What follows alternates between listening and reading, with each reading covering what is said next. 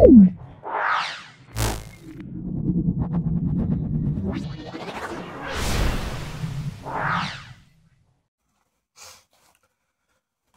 আমাদের প্রশ্ন সাথী 2025 সালের বিভিন্ন সেট দেয়া আছে, সেগুলো ফার্স্ট সামেটিভ পরীক্ষার জন্য দেখো আমরা সলভ করছি। প্রথম স্কুলটা হলো বহরমপুর জেএন একাডেমি। খুব ভালো করে দেখো, পুঙ্খানুপুঙ্খভাবে সলভ করছি। ওজোন মণ্ডলের ঊর্ধ্বসীমাকে আমরা বলবো, এটা বলবো স্ট্র্যাটোপোজ। আমরা অপশন সি বলবো, স্ট্র্যাটোপোজ বলবো। কোন ক্ষেত্রে আদর্শ গ্যাসের লেখচিত্র সরলরৈখিক নয়? আদর্শ গ্যাসের লেখচিত্র সরলরৈখিক নয়, সেটা আমরা অপশন সি বলবো। অর্থাৎ এই যে পিভি লেখচিত্র, এই লেখচিত্রটা সরলরৈখিক নয়, এটা হলো আয়তকার সমপরাবৃত্ত। এবার দেখো, উত্তল দর্পণের সামনে কোনো বস্তু রাখলে প্রতিবিম্বটি কেমন হবে? উত্তল দর্পণের সামনে বস্তু রাখলে প্রতিবিম্বটি অসৎ এবং খর্বকায় হবে। এটা আমরা অপশন বি বলবো। এরপর চলে এসো, প্রিজমের মধ্য দিয়ে আলো প্রতিসরণের ক্ষেত্রে যে বর্ণের বিচ্যুতি সবচেয়ে কম হলো লাল, সবচেয়ে বিচ্যুতি বেশি সেটা হলো বেগুনি।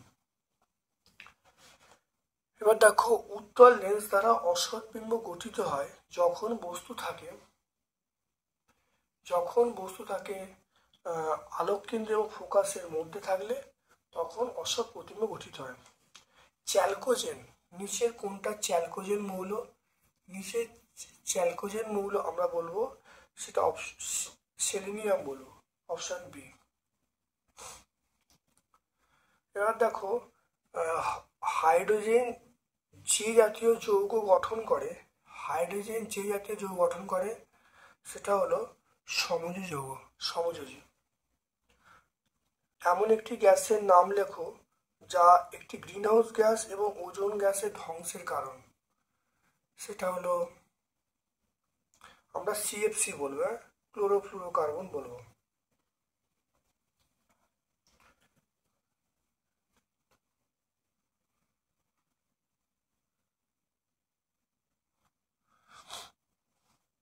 মিথেন হাইড্রেটের সংকেত কি? দেখো, মিথেন হাইড্রেট আমরা বলবো, মিথেন হাইড্রেটের সংকেত হলো আমরা বলবো 4CH4, 23H2O, মিথেন হাইড্রেটের সংকেত। প্রাকৃতিক সিএনজির মূল উপাদান সেটা আমরা বলবো মিথেন বলবো। প্রাকৃতিক সিএনজির মূল উপাদান আমরা মিথেন বলবো, CH4, মিথেন। এরপর চলে এসো, কোন শর্তে বাস্তব গ্যাস আদর্শ গ্যাসের মতো আচরণ করে? এটা মনে রাখবে, উচ্চ তাপমাত্রা এবং নিম্ন চাপ,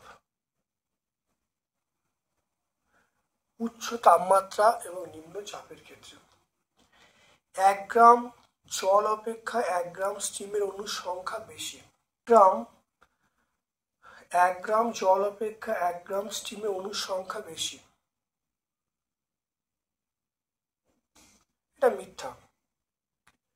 এই বিবৃতিটা মিথ্যা, কারণ 1 গ্রাম জলে যা অণু আছে 1 গ্রাম স্টিমে অণুর সংখ্যা একই আছে, তাই এটা মিথ্যা।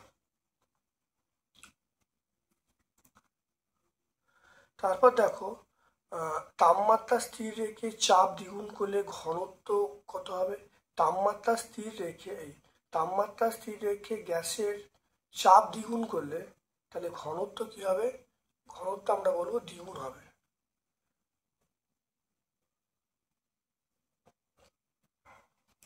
অবতল দর্পণে কোথায় বস্তু রাখলে বিবর্ধিত অসৎ বিম্ব গঠিত হবে?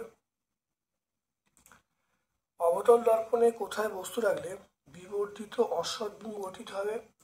এটা আমরা বলবো মেরু ও ফোকাসের মধ্যে। আমরা কি বলবো? মেরু ও ফোকাসের মধ্যে। মেরু ও ফোকাসের মধ্যে বস্তু রাখলে অসৎ বিম্ব তৈরি হবে। লাল এবং নীল বর্ণের ক্ষেত্রে কার মানটা মিউর মানটা কার বেশি? মিউর মানটা বেশি অবশ্যই আমরা বলবো মিউ বি, অর্থাৎ নীলের কিন্তু বেশি হবে। লাল এবং নীলের মধ্যে নীলের প্রতিসরাঙ্ক বেশি হবে। তরঙ্গ দৈর্ঘ্য বাড়লে প্রতিসরাঙ্ক কি হবে? প্রতিসরাঙ্ক হ্রাস পাবে বা কমবে, আমরা কমবে লিখি। উত্তল লেন্সে কোথায় বস্তু রাখলে বিবর্ধন 1 হবে? আমরা বলবো 2f দূরত্বে। 2f দূরত্বে রাখলে আমরা বিবর্ধন 1 পাবো। হ্যালোজেন মৌলগুলিকে বিজারণ ক্ষমতা অনুসারে সাজাতে বলছে, সেটা প্রথমে আমরা বলবো কি এফ বলবো, তারপরে সিএল বলবো, তারপরে বিআর, তারপরে আমরা কি বলবো আই বলবো। তাহলে এফ সিএল বিআর আই। দ্বিবন্ধনযুক্ত একটি মৌলিক অণু, দ্বিবন্ধনযুক্ত একটি মৌলিক অণু আমরা কি বলবো? নাইট্রোজেন বলবো, N2। দ্বিবন্ধনযুক্ত মৌলিক অণু আমরা নাইট্রোজেন বলবো।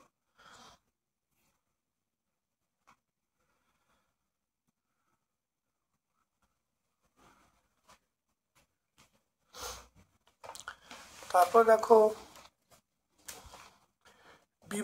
বিভাগ গ, বায়ুমণ্ডলের দেখে নাও।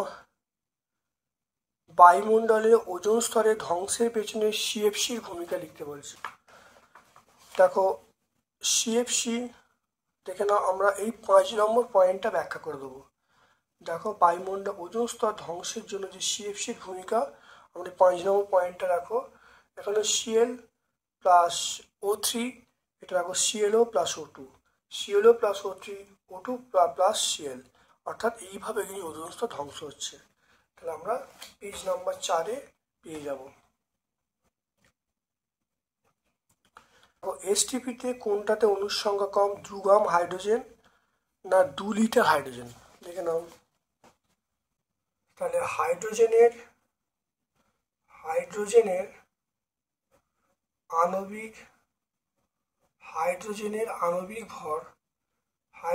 আণবিক ভর আমরা বলবো 2। তাহলে 2 গ্রাম হাইড্রোজেনে অণু আছে, 2 গ্রাম হাইড্রোজেনে অণু আছে, আমরা বলবো 2/2 ইন্টু 6.022 ইন্টু 10⁻23t। তাহলে কত হবে? আমরা বলবো 6.022 ইন্টু 10⁻23t, এটা পেয়ে যাব। এরপর দেখো, তাহলে 2 লিটার হাইড্রোজেনে অণু আছে, 2 লিটার হাইড্রোজেন অণু আছে 2/22.4, এটা হবে 6.022 ইন্টু 10⁻23t। এটা ভাগ করলে কত আসবে? এটা ভাগ করলে দেখো 5.37 ইন্টু 10⁻22। তাহলে অণুর সংখ্যা দেখো, এখানে দেখো 6.022 10⁻23, এখানে দেখো 5.37, এটা 10⁻22। তাহলে অণুর সংখ্যা কত আছে? 2 লিটার হাইড্রোজেন অণুর সংখ্যা কম আছে। তাহলে 2 লিটার হাইড্রোজেনে অণুর সংখ্যা কম আছে।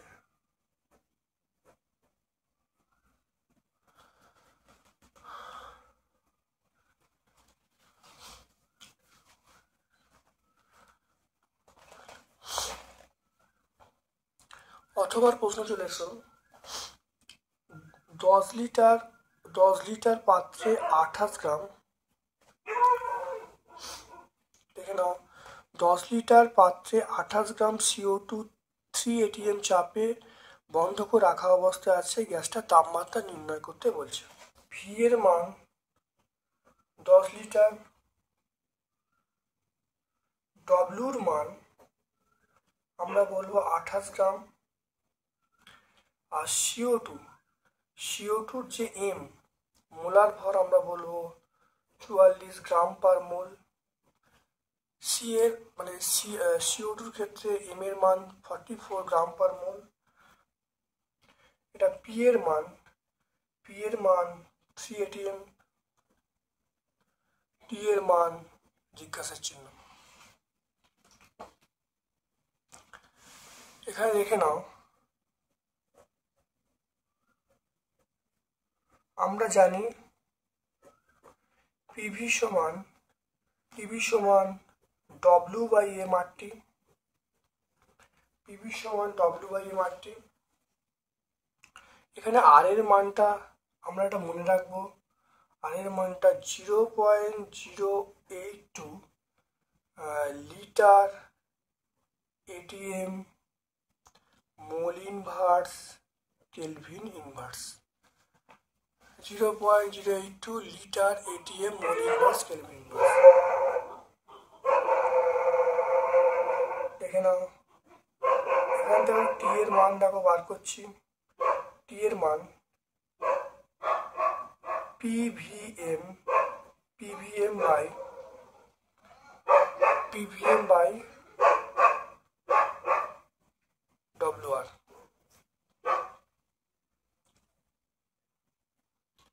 দেখো কোনাকুনি গুণ করলাম, PVM বাই WR।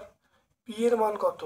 পি এর মান 3, ভি এর মান 10, এম এর মান দেখো এম এর মান কত? 44, ডব্লুর মান 28 আর আর এর মান 0.082।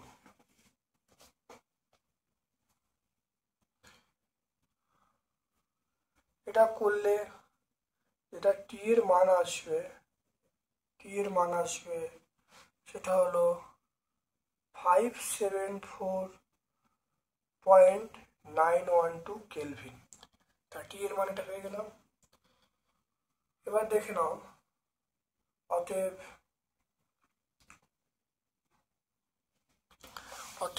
তাপমাত্রা নির্ণীয় তাপমাত্রা তাহলে 574.912, তার থেকে 273 বাদ দেবো। 273 বাদ দিলে আমরা সেন্টিগ্রেডে মান পাবো। এটা ভি এর মান, ডব্লুর মান, এম এর মান। এম মানে CO2 মোলার ভর, এটা আমাদের মনে রাখতে হবে। পি এর মান দেওয়া আছে, আর এর মানটাও মনে রাখতে হবে। পিভি সমান W/m/t। এখানে টি এর মানটাকে বার করছি, প্রত্যেকের মান বসিয়ে দিয়েছি। বসিয়ে দিয়ে এটা ক্যালকুলেশন করলে এই জিনিসটা আসবে। তার তাপমাত্রা হলো, এটা হলো কেলভিন, সেটা থেকে 273 বাদ দিলে 301.912 ডিগ্রি সেন্টিগ্রেড।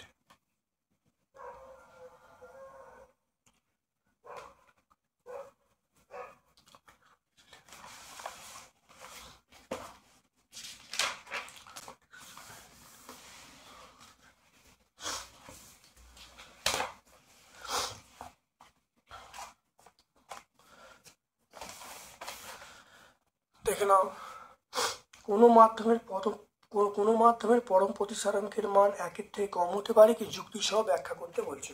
মিউ সমান C/V। আমরা জানি মিউ সমান C/V। সি মানে শূন্য মাধ্যমের আলোর বেগ, ভি মানে মাধ্যমে কোনো একটা মাধ্যমের আলোর বেগ। সি এর মানটা ভি এর থেকে বড় হয়, তাহলে মিউ এর মানটা সবসময় 1 থেকে বড় হবে।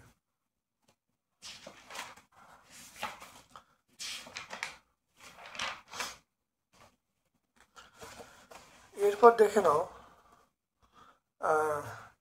দেখে নাও সার্চ লাইট এবং মোটর গাড়ির হেডলাইটে কোন ধরনের দর্পণ ব্যবহার করা এবং কেন।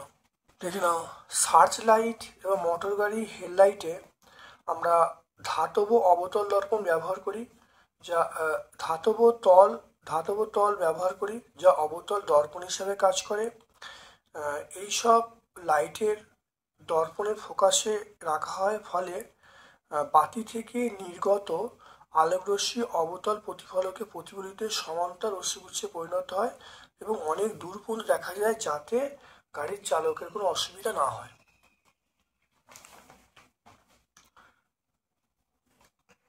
Page number 41। এরপর দেখে নাও আধুনিক পর্যায় সারণীতে সন্ধিগত মৌলের অবস্থান এবং বৈশিষ্ট্য লিখতে বলছে। 3 থেকে 12 দেখতে পাচ্ছ, 3 থেকে 12 এইগুলোকে আমরা সন্ধিগত মৌল বলবো। এগুলো আমরা কি বলবো? এগুলো হলো এদের মধ্যে পরিবর্তনশীল যোজ্যতা লক্ষ্য করা যায়, জটিল রঙিন যৌগ তৈরি করতে পারে, আর এরা তড়িৎ ঋণাত্মক হয়। অর্থাৎ 3 থেকে 2 পর্যন্ত এই মৌলগুলো তড়িৎ ঋণাত্মক হয়, আর 13 থেকে 17 এই মৌলগুলো আমরা কি বলবো? আর সন্ধিগত মৌলগুলো আমরা বলবো তরল হতে পারে। সন্ধিগত মৌলগুলো তরল, কঠিন সবই হতে পারে। তাহলে এইগুলো বৈশিষ্ট্যগুলো পেয়ে যাব। পেজ নাম্বার 100 আমরা পেয়ে যাব। এটা আমরা টেক্সট বই 100 পেজে পেয়ে যাব। পটাশিয়াম সালফাইড অণুর গঠন ব্যাখ্যা করতে বলছে। পটাশিয়ামকে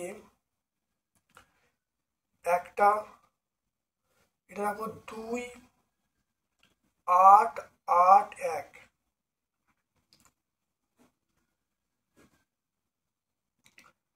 সালফার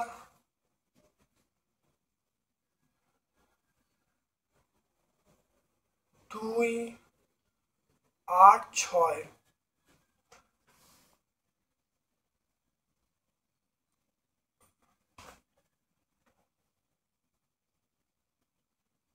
দেখে নাও।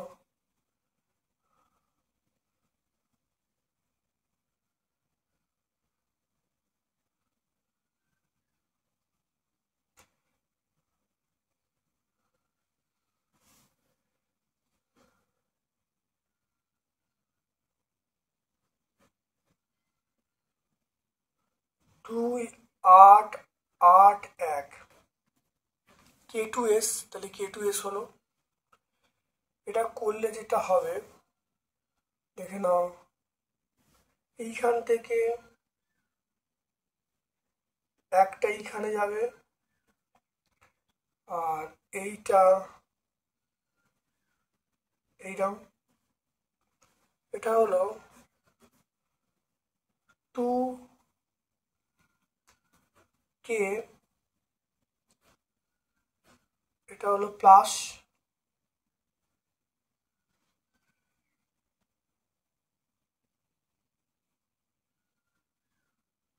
তারপর দেখো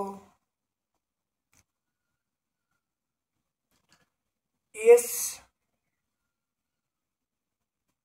এটা 2-8-8, এসটা হলো 2-8-8,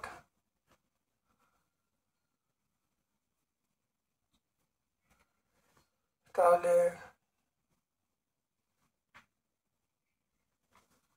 এটা হলো, তারপরে 8টা হলো,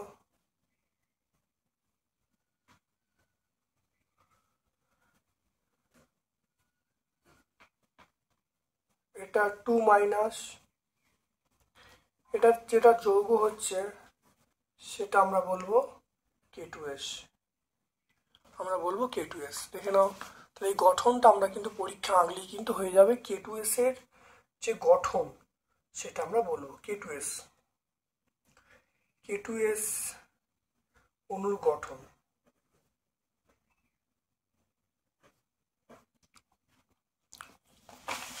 তারপর দেখো Al2O3। দেখো Al2O3 দেখে নাও, এরকম ভাবে লুইস ডট আঁকবে। দেখো Al2O3 দেখতে পাচ্ছ।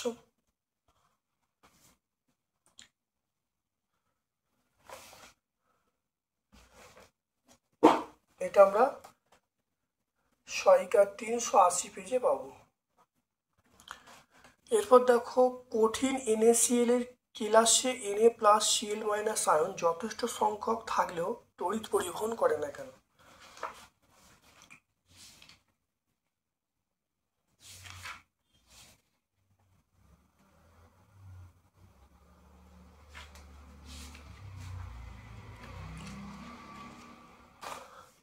দেখো কঠিন NaCl কেলাসের মধ্যে কঠিন NaCl কেলাস হলো আয়নীয় যৌগ। কেলাসের মধ্যে থাকা যে আয়নগুলি তীব্র আকর্ষণ বলের দ্বারা দৃঢ়ভাবে আবদ্ধ থাকায় স্থান পরিবর্তন করতে পারে না।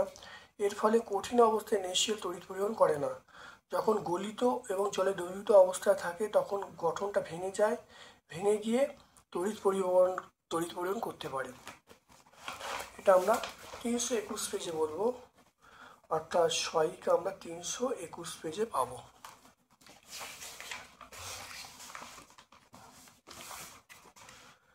এরপর চলে এসো, দেখো বিভাগ ঘয়ের প্রশ্ন। পরম শূন্য উষ্ণতা কাকে বলে? নির্দিষ্ট গ্যাসের স্থির চাপে আয়তন বনাম সেন্টিগ্রেডের লেখচিত্রটা আঁকতে বলছে এবং পরম শূন্য উষ্ণতা ধারণা দিতে বলছে।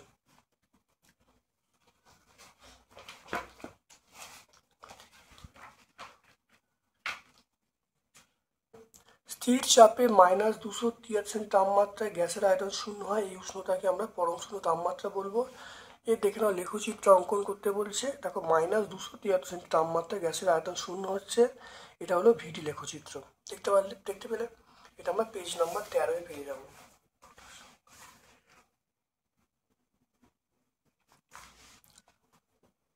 তারপর দেখে নাও এক বায়ুমণ্ডলীয় চাপে এবং ঘরের তাপমাত্রায় 16.62 লিটার বায়ুতে কতগুলো অণু বর্তমান, এবং ঘরের তাপমাত্রা বলা আছে 27 ডিগ্রি সেন্টিগ্রেড, আর এর মান এখানে বলা আছে। দেখে নাও, দেখো বই আছে। দেখো ভি এর মান এখানে বার করলাম, পি এর মান দেওয়া আছে, তাহলে VTP দেওয়া আছে, এন এর মান পিভি সমান NRT, এখান থেকে এন বার করা হলো। তাহলে এন এর মান দেখো 0.675, আর এখানে অ্যাভোগাড্রোর সংখ্যা আমরা জানি, এটা দুটো গুণ করলে অণুর সংখ্যা আমরা পেয়ে যাব। এটা তারপরে দেখো ক্ষুদ্র উন্মেষযুক্ত উত্তল দর্পণের ক্ষেত্রে ফোকাস দূরত্ব বক্ররেখা ব্যাসার্ধের মধ্যে সম্পর্ক প্রতিষ্ঠা করতে বলেছে।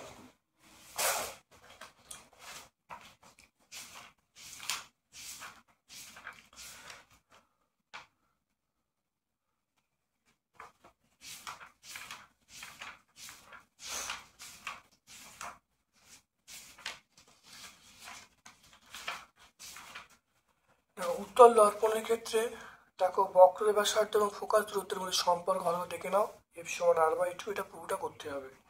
এটা পেজ নাম্বার 40 আমরা পেয়ে যাব। তারপরে দেখো ডেল্টা সমান I1 প্লাস I2 মাইনাস এ, এটাও বহু পরিচিত প্রমাণ। এটা আমরা 45 পেজে দেখো পুরোটা পেয়ে যাবো, পেজ নাম্বার 45।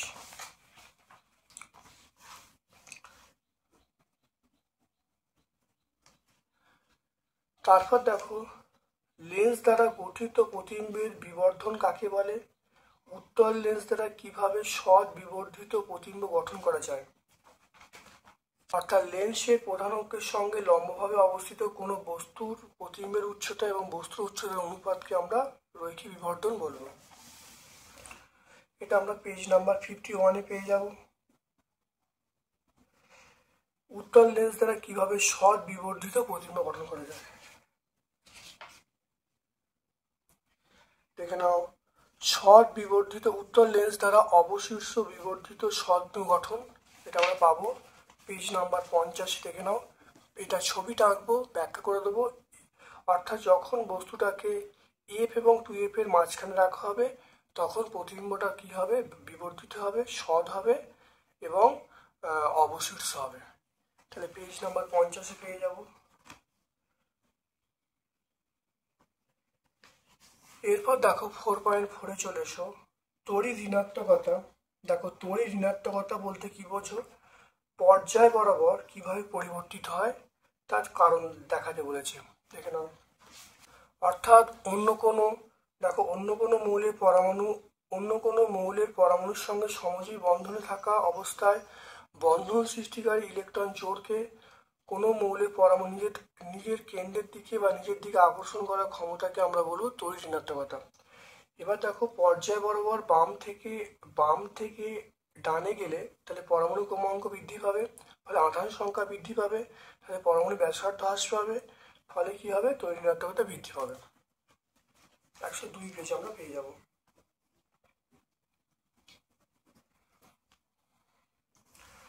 এরপর দেখো এ বি সি পরমাণু ক্রমাঙ্ক Z-2, Z+1, বিটা হলো নিষ্ক্রিয় মৌল। এদের মধ্যে কার জারণ ক্ষমতা বেশি, কার আয়নন ক্ষমতা কম, আর এসি যৌগ কিভাবে গঠন করবে। দেখে নাও 33-এর প্রশ্নটা দেখো পুরো ব্যাখ্যা করা আছে, 308 পেজ দেখো তোমরা পেয়ে যাবে 33-এর প্রশ্নটা।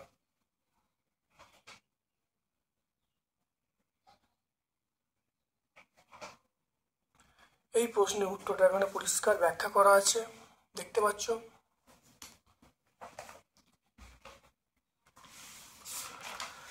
তাহলে এই স্কুলটা আমরা সম্পূর্ণ ব্যাখ্যা করলাম।